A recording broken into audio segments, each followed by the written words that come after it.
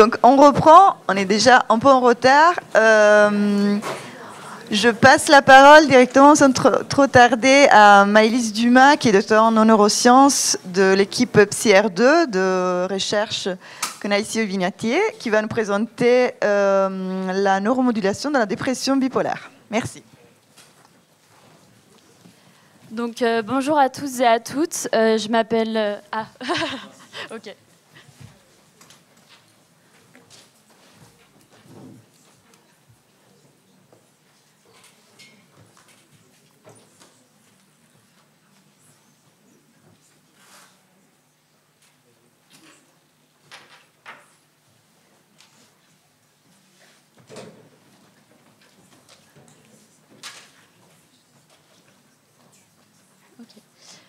Donc, bonjour à toutes et à tous.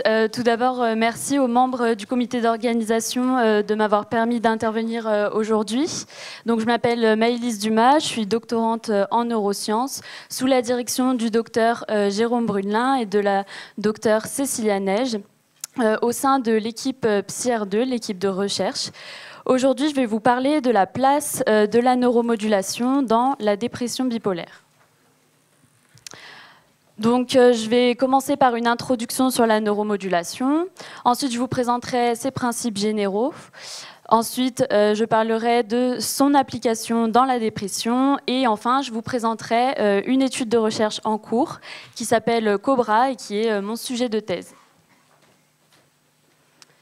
Donc, l'équipe PsyR2, elle est située à Lyon, dans le centre hospitalier Le Vignatier. Et elle fait partie du Centre de recherche en neurosciences de Lyon. Alors, c'est une équipe de recherche en neurosciences cliniques qui est dédiée aux troubles psychiatriques et elle combine les expertises de chercheurs cliniciens et de chercheurs en neurosciences fondamentales.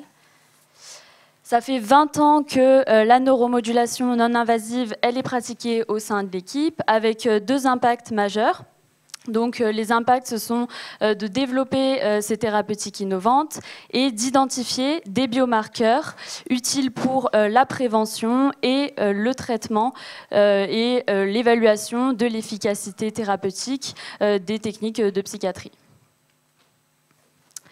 Alors, ça fait longtemps qu'on s'intéresse aux propriétés que peut avoir l'électricité pour traiter certaines pathologies. Dans l'Empire romain, un médecin utilisait des bassins remplis de raies torpilles pour traiter la douleur et améliorer l'humeur des gens par des chocs électriques externes. Il a fallu attendre le 19e siècle pour comprendre que c'était l'électricité qui allait moduler l'activité cérébrale. Et en 1938, les deux psychiatres Bini et Serletti ont pensé à l'électricité avec l'électroconvulsivothérapie pour améliorer l'humeur des gens. Mais dans les années 40, il y a eu des dérives de ces thérapies. Et il a fallu attendre les années 60 pour que les thérapies non invasives arrivent avec la TMS, stimulation magnétique transcrânienne, et la TDCS, stimulation transcrânienne par courant continu. La première administration de la TMS, elle a été réalisée en 1993 pour 2 patients. Donc, ces techniques de neuromodulation, elles regroupent l'ensemble des traitements non médicamenteux qui modifient l'activité électrique cérébrale. Elles sont placées sur 2 axes, un en fonction de leur caractère invasif et un en fonction de leur résolution spatiale. Et elles sont généralement classées en 2 grandes catégories, les stimulations non invasives et les stimulations invasives. Pour les stimulations non invasives, la neuromodulation, la modulation des neurones, elle se fait par l'extérieur du corps sans intervention chirurgicale. On a la stimulation électrique transcrânienne, dont la forme la plus connue est la TDCS, stimulation transcrânienne par courant continu. Et cette technique, elle est très peu invasive, puisqu'elle consiste simplement à placer 2 électrodes sur le crâne, au niveau du cuir chevelu. Et les effets secondaires sont très légers et transitoires. Elle est très bien tolérée. Par contre, sa résolution spatiale, elle est limitée, parce que la taille des électrodes, elle est relativement large. Donc, ensuite, on a la TMS, la stimulation magnétique transcrânienne, qui, elle, est plus focale, plus précise, mais légèrement plus invasive, même si elle est aussi bien tolérée. Il peut y avoir des effets secondaires qu'on doit contrôler. Ensuite, il y a la thérapie par stimulation magnétique convulsivante et l'électroconvulsivothérapie, qui nécessite une anesthésie générale et qui stimule l'ensemble du cerveau pour induire une crise convulsive, mais qui est brève et contrôlée, soit avec des impulsions électriques, soit avec des impulsions magnétiques. Donc tous ces traitements, ils nécessitent une cure avec des séances répétées, soit quotidiennement pour la TMS et la TDCS, soit plusieurs fois par semaine pour les ECT, pendant plusieurs semaines consécutives. Enfin, les deux dernières sont des techniques invasives parce qu'on pénètre dans le système nerveux pour implanter des électrodes et un stimulateur.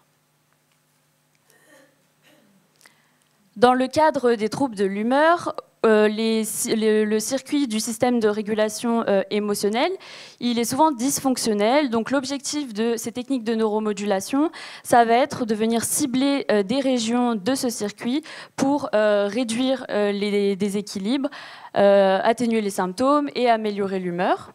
Donc là, sur l'image, on voit une patiente qui est en train de faire une séance de RTMS. Ensuite, pour les principes généraux de la neuromodulation, parmi toutes les techniques de neuromodulation, moi je vais me concentrer surtout sur la TMS et la TDCS, qu'on utilise beaucoup dans notre équipe de recherche pour leur potentiel thérapeutique et leur caractère peu invasif. Ces techniques, elles reposent sur des principes physiques qui sont très différents et elles délivrent des énergies de nature et d'intensité qui sont très différentes aussi. Donc on peut les utiliser de manière combinée ou séparée selon l'objectif thérapeutique et la physiopathologie. Donc la TMS, elle repose sur une bobine de cuivre qui est en forme de 8. Lorsqu'il y a un courant électrique de haute intensité et de forte puissance, il circule de manière brève, sous la forme d'impulsion. Ça va générer un champ magnétique. Ce champ, il va induire ensuite un courant électrique qui va venir stimuler le cortex cérébral. Et donc les neurones, ils vont capter toute cette énergie et la retransmettre sous forme de signal électrique dans le cerveau. On peut aussi réaliser des protocoles avec des impulsions répétées pour du coup une neuromodulation prolongée. Et ça, c'est ce qu'on appelle la RTMS, donc stimulation magnétique transcrânienne répétitive. La TDCS, elle repose sur un petit générateur qui délivre un courant continu électrique de faible intensité. Ce courant il va être transmis par le biais des électrodes qui sont placées sur le cuir chevelu au niveau des zones corticales ciblées.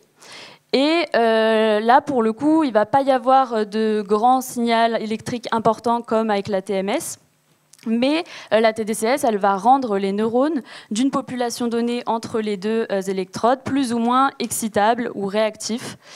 Et une session dure en général 10 à 30 minutes. Donc ces techniques de neuromodulation, elles ont un effet local sur l'activité des neurones et elles ont aussi un effet qui est un effet sur l'activité du cortex qui dure après la stimulation. Donc ce n'est pas que pendant la stimulation, ça dure aussi après la stimulation. Ces effets, ils dépendent des paramètres de stimulation et notamment de la fréquence de stimulation pour la RTMS et de la polarité des électrodes pour la TDCS. Alors la RTMS à haute fréquence, donc c'est sous forme de train d'impulsion, et la TDCS anodale, elles vont augmenter l'excitabilité corticale. Et ces effets, ils vont être durables, c'est-à-dire qu'ils vont perdurer de quelques minutes à quelques heures après la stimulation, avant de revenir à leur état de base. Et la RTMS basse fréquence, donc là, c'est une impulsion par minute une impulsion par seconde pendant 20 minutes. Et la TDCS cathodique, elles vont permettre de diminuer l'excitabilité corticale. Et pareil, ces effets seront durables. Donc ces différences d'effets selon les paramètres de stimulation, elles nous permettent de définir le montage optimal en fonction de ce qu'on voit à l'IRM et des différentes pathologies. Par exemple, si on voit qu'une région est hyperactive dans la dépression, par exemple, on va essayer d'aller diminuer l'hyperactivité de cette région en particulier.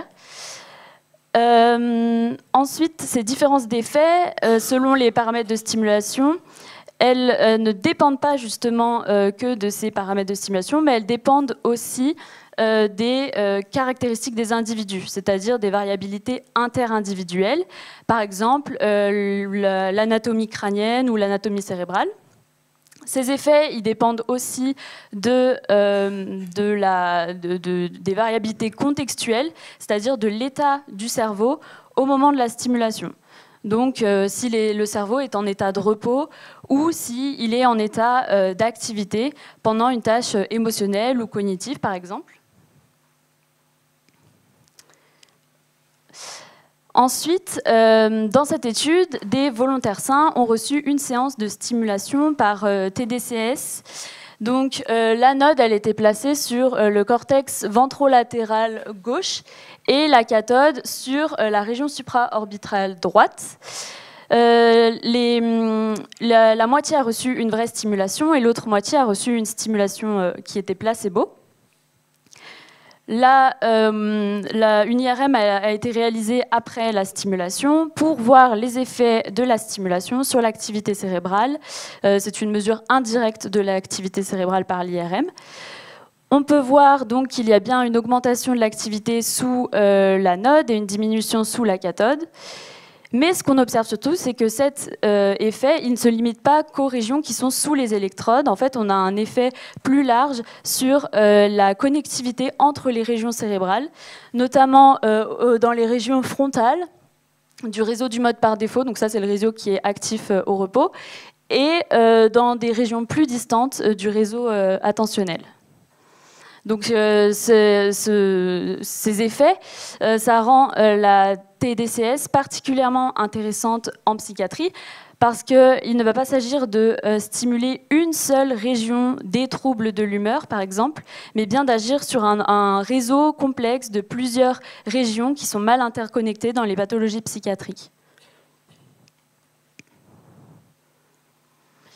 Au-delà de l'effet à distance cortico-corticale, on a aussi des effets à distance sous-cortico-corticale. C'est-à-dire que quand on stimule le cortex préfrontal dorsolatéral gauche, que j'appellerai DLPFC pour la suite de la présentation, parce que je vais souvent en parler comme c'est une zone qui est fréquemment stimulée, que ce soit avec donc, l'anode de la TDCS ou la RTMS haute fréquence à gauche, on va avoir une libération de dopamine dans les régions sous-corticales du cerveau.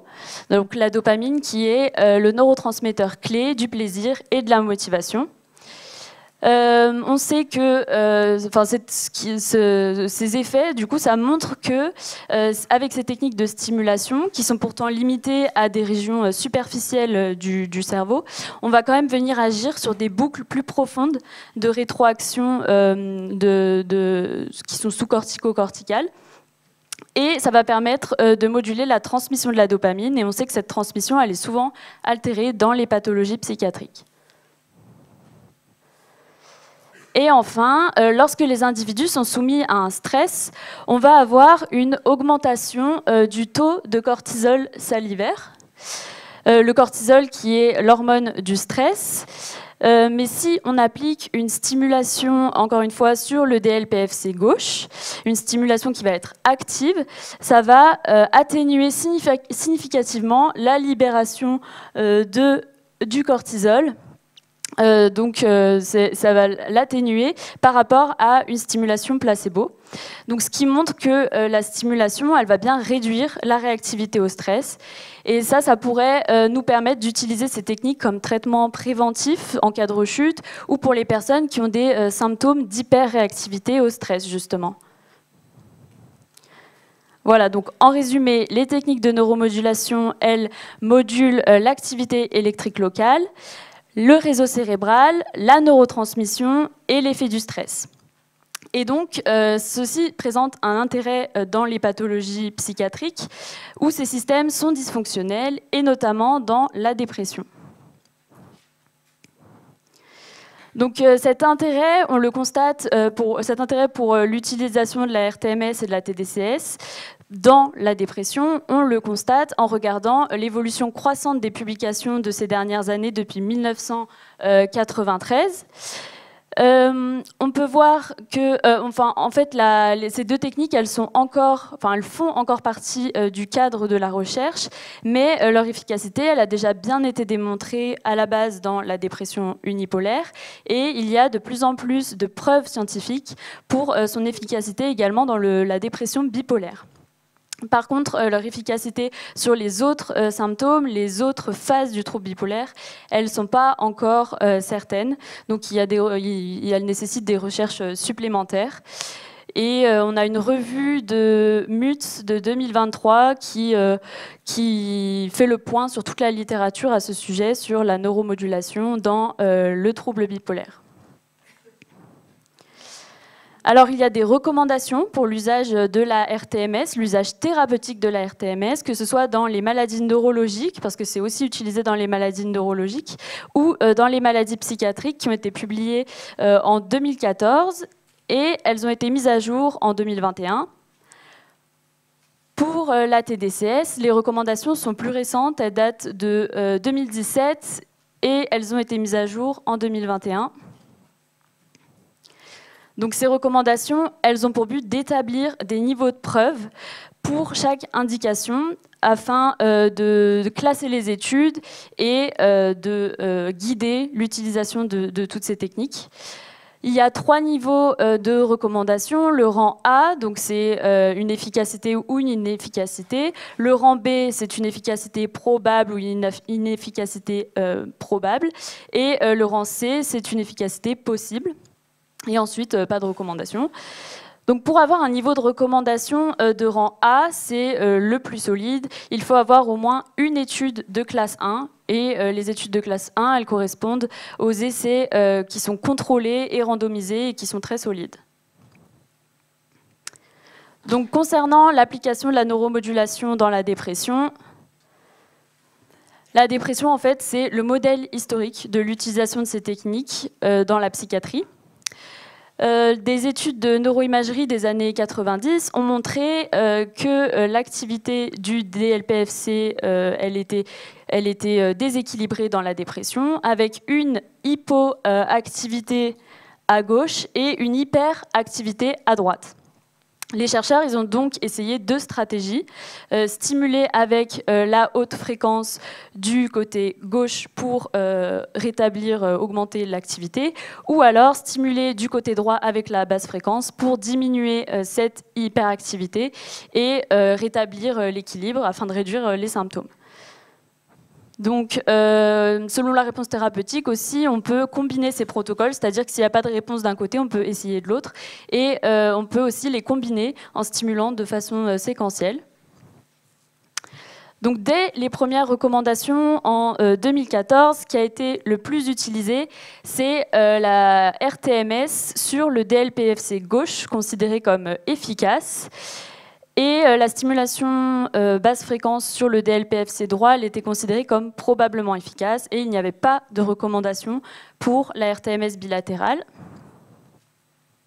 Avec les recommandations de 2020, le niveau de preuve il a été maintenu, c'est-à-dire qu'il y a de plus en plus d'études qui ont montré l'efficacité de ces techniques, surtout au niveau du DLPFC gauche à haute fréquence. Il faut savoir que les recommandations européennes, elles ne délivrent pas les mêmes niveaux de preuve que les autres pays. Par exemple, au Canada, on a le même niveau de preuve pour la stimulation à droite que la stimulation à gauche. Et ensuite, la stimulation bilatérale, elle est passée au rang B, donc avec une efficacité probable.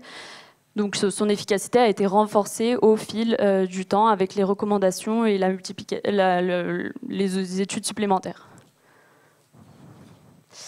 Concernant la TDCS, on a moins de niveaux de preuve parce qu'il y a moins d'études. La recommandation, c'était l'anode en 2017, du coup c'était l'anode sur le DLPFC gauche et la cathode sur la région supraorbitale droite, qui était considérée comme probablement efficace chez des patients non résistants, mais probablement pas efficace chez des patients résistants au traitement. Et il n'y avait pas d'autres recommandations pour d'autres montages. Avec les recommandations de 2021 qui ont évolué, le niveau de preuve est passé au rang A, donc la TDCS elle est considérée comme probablement, comme efficace, efficace avec l'anode sur le DLPFC gauche, quelle que soit la résistance et quelle que soit la position de la cathode. Donc à ce jour, le protocole standard de stimulation, c'est la RTMS haute fréquence sur le DLPFC gauche, dans la dépression résistante, suite à un échec d'antidépresseur. Une séance, elle dure environ 30 minutes par jour, et on fait ça pendant 2 à 6 semaines dans le protocole standard. Les études, elles ont montré environ 30% de rémission grâce à ces techniques. Et il y a une étude française multicentrique qui a montré qu'il y avait des disparités entre les centres en termes de paramètres de stimulation, de ciblage de la zone à stimuler, de pharmacologie associée, et qu'il y avait peu de marqueurs prédictifs. Donc, ça nous montre bien que ces techniques, elles sont efficaces, mais qu'il est nécessaire d'optimiser les protocoles pour avoir de meilleurs résultats. Et c'est donc tout l'intérêt de mon projet de thèse. Donc, mon projet de thèse, il s'appelle COBRA. Donc, c'est pour combiner les stimulations cérébrales et olfactives dans la dépression résistante. Donc, l'objectif, c'est d'améliorer l'efficacité de la RTMS dans la dépression unipolaire ou bipolaire résistante au traitement, en stimulant le circuit de la récompense et en contrôlant du coup le niveau de dopamine. Donc, en effet, comme on le sait, dans la dépression, il y a une altération de la libération de la dopamine dans le circuit de la récompense. Et comme je l'ai évoqué au début, les stimulations, elles induisent une libération de dopamine. Les effets des stimulations, ils sont dépendants de l'état du cerveau. Et des études montrent donc que les stimulations, elles seraient plus efficaces sur un réseau qui est déjà activé, sur des réseaux cérébraux déjà activés. Donc l'objectif de ma thèse, ça va être d'induire une double activation électrochimique du système de récompense en utilisant un protocole combiné de stimulation cérébrale par RTMS et de stimulation olfactive plaisante. Alors pourquoi les odeurs plaisantes ?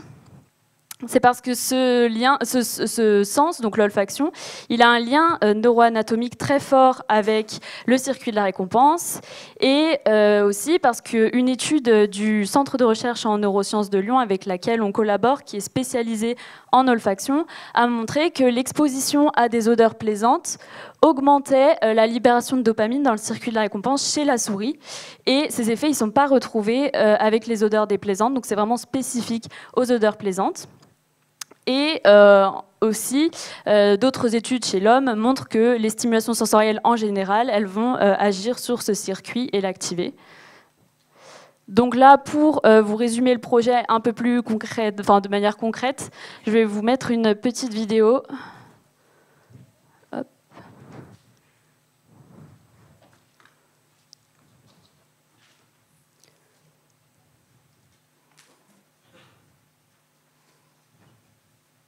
Charlotte, j'ai vu ton e-book passer que tu recommandes avec le business qui t'a fait changer de vie. Ça parle de e-commerce, c'est ça ? Oui. Est-ce que...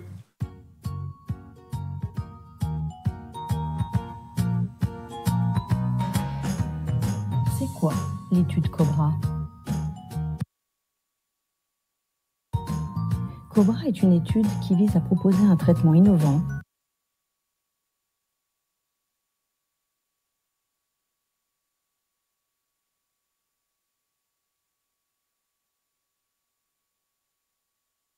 pour les patients et les patientes atteints de dépression résistante aux antidépresseurs. Le traitement que l'on propose aux patients et aux patientes est une combinaison de différentes approches qui ont pour but de stimuler les circuits cérébraux altérés dans la dépression. La première est la stimulation magnétique transcrânienne, appelée TMS. Cette technique non invasive nous permettra d'activer les régions préfrontales. La seconde est la présentation d'odeurs plaisantes qui a pour but d'activer les régions cérébrales associées au traitement des odeurs agréables. Notre hypothèse est que la combinaison de ces deux approches permettrait d'optimiser les effets thérapeutiques de la TMS. Concrètement, comment se déroule l'étude ?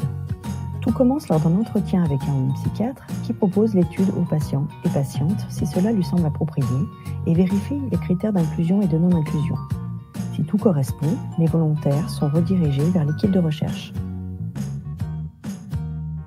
Nous contactons les volontaires pour leur expliquer le projet, répondre à leurs questions et leur proposons un rendez-vous d'inclusion qui a généralement lieu un vendredi. Cette journée sera rythmée par différents temps. Un entretien avec un ou une psychiatre, des mesures de l'activité de votre cerveau avec l'IRM et la stimulation cérébrale, le remplissage de plusieurs questionnaires ainsi que des tests olfactifs. Puis vient le début du traitement. Il commence généralement un lundi et s'étend sur 2 semaines. Chaque jour, du lundi au vendredi, là où le participant reçoit 5 séances de stimulation par TMS. Une séance dure 10 minutes et il y a 50 minutes de temps libre entre 2 séances. En tout, la personne reste dans le service de soins pendant 4 heures. Les odeurs agréables sont diffusées pendant les 10 minutes de séance. Le lundi d'après, le ou la patiente revient pour une journée d'évaluation où les mêmes tests que ceux de la première visite seront répétés pour évaluer les effets du traitement. Un entretien avec un ou une psychiatre, des mesures de l'activité de votre cerveau avec l'IRM et la stimulation cérébrale, le remplissage de plusieurs questionnaires ainsi que des tests olfactifs. Nous prévoyons également 2 visites d'1 heure, 1 mois et 3 mois après le traitement pour suivre l'évolution des symptômes. Une indemnisation de 150 € est prévue pour la totalité de la participation à l'étude.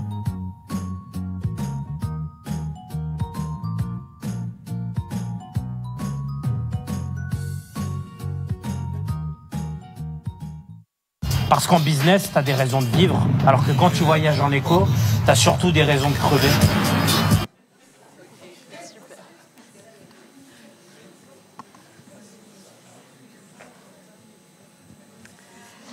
Voilà, donc j'espère que cette petite vidéo vous aura un peu donné un exemple plus concret de ce projet de recherche. Et en fait, là, c'est juste le résumé du protocole qui est présenté. Donc, il y a 80 patients qui vont participer et recevoir 50 sessions d'une version courte et condensée de la RTMS haute fréquence sur le DLPFC gauche pendant 2 semaines. Et il y aura un groupe avec des stimulations actives, avec des stimulations plaisantes, et un groupe sans stimulation olfactive plaisante. Et les effets cérébraux au niveau du circuit de la récompense, ils seront mesurés avant et après ces 2 semaines de traitement. J'ai perdu le pointeur. Hop. Et à ce jour, il y a 36 patients qui ont participé à l'étude Cobra. Et nous pensons que la sévérité de la dépression au cours des visites, elle va diminuer de manière plus importante avec la RTMS plus les odeurs plaisantes, comparé au groupe avec la RTMS seule. Et ce traitement combiné, il pourrait donc nous permettre d'offrir une meilleure prise en charge adaptée aux patients résistants, l'optimisation de l'application en milieu clinique des techniques de RTMS et une meilleure compréhension de la physiopathologie de la dépression. Voilà, donc merci pour votre attention et merci aux membres de l'équipe qui ont contribué à plusieurs travaux que je vous ai présentés aujourd'hui.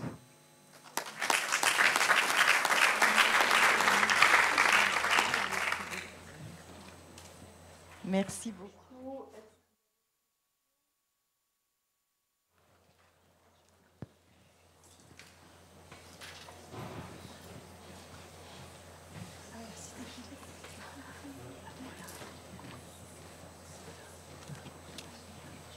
Oui.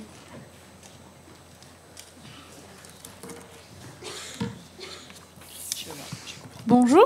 Bonjour. Est-ce qu'il y a des contre-indications à cette méthode de traitement ? Alors, pour la RTMS, oui, les contre-indications, c'est l'épilepsie. Et il ne faut pas avoir de dispositif métallique ou électronique dans le crâne. Pour la TDCS, c'est juste les dispositifs électroniques ou métalliques dans le crâne et les problèmes de peau type eczéma ou autres, parce qu'en fait, on vient poser les électrodes sur le cuir chevelu, donc il ne faut pas qu'ils soient irrités par des lésions cutanées ou autres.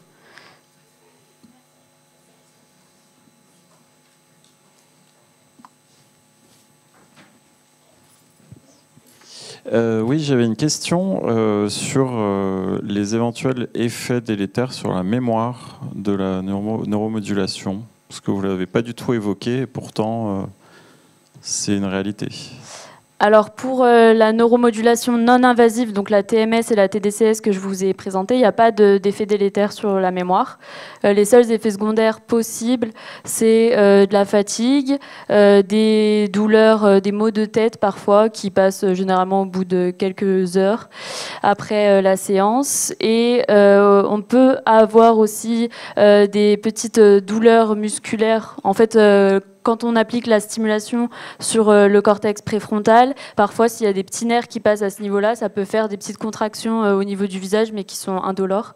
Et un des effets secondaires qui est très rare, qui arrive dans moins de 0,1% des cas et qui n'arrive jamais si on contrôle bien les paramètres et qu'on fait une stimulation qui est adaptée, c'est une crise convulsive, mais c'est vraiment le cas très très rare. Par contre, pour l'électroconvulsivothérapie, là, il peut y avoir des effets secondaires au niveau de la mémoire, justement. Donc, c'est des pertes de mémoire immédiates. Et après, cette technique, elle est un petit peu plus invasive que celle que je vous ai présentée. Et on l'utilise en recours en cas de résistance très forte aux antidépresseurs. Donc c'est plutôt une solution au bout de plusieurs échecs de traitement, etc.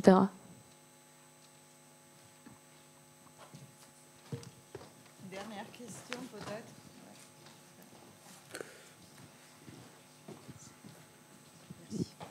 Oui, bonjour. Est-ce que vous savez où en est le groupe d'experts de la HAS qui devait reprendre les RBPP? Alors je ne sais pas du tout, mais... Parce que pour le moment, la HAS ne recommande pas. Oui. Ouais, en fait, donc la HAS, elle recommande pas l'utilisation des techniques de neuromodulation non invasive, donc la TMS et la TDCS que je vous ai présentées là. C'est encore dans le cadre de la recherche, même si on a quand même beaucoup de recommandations en faveur de leur utilisation et que dans beaucoup d'autres pays, elles sont validées par l'État et elles sont pratiquées en soins courants cliniques. Mais je ne sais pas encore où ça en est. En fait, plus les années vont passer, plus il va y avoir des niveaux de preuves et du coup, plus elle sera facilement acceptée à terme. Je peux encore poser une question? Oui, bonjour. En fait, quand on est patient ou patiente comme moi, est-ce qu'il faut être proactif auprès de son médecin traitant pour avoir ce genre de prescription ou pas? Parce que moi, on ne me l'a jamais proposé en fait. Alors tout à fait, on a essayé je suis allée dans plusieurs CMP de Lyon pour présenter l'étude, distribuer des flyers, etc. Et vous pourrez retrouver l'information sur l'étude sur le site internet de l'équipe. Mais en fait, si vous êtes intéressé pour participer, il faut que vous soyez recommandé, enfin il faut que votre psychiatre vous envoie, nous fasse une lettre en fait de recommandation pour que vous puissiez bénéficier de ce traitement. De cette étude Cobra. Et après, vous avez un rendez-vous avec nos psychiatres de notre équipe qui vérifient les critères d'inclusion, que tout est bon, et puis vous pouvez commencer le traitement.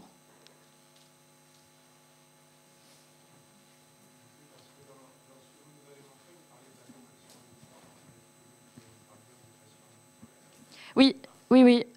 Alors, nous, on inclut des patients qui ont des dépressions unipolaires et bipolaires résistantes au traitement. Donc il faut qu'il y ait eu au moins 2 échecs de traitement par antidépresseur. Ça, c'est le protocole standard. Donc le protocole qui est recommandé par la littérature, les autorités, par exemple, elle a été validée. C'est le protocole qui a été validé aux États-Unis, au Canada, etc.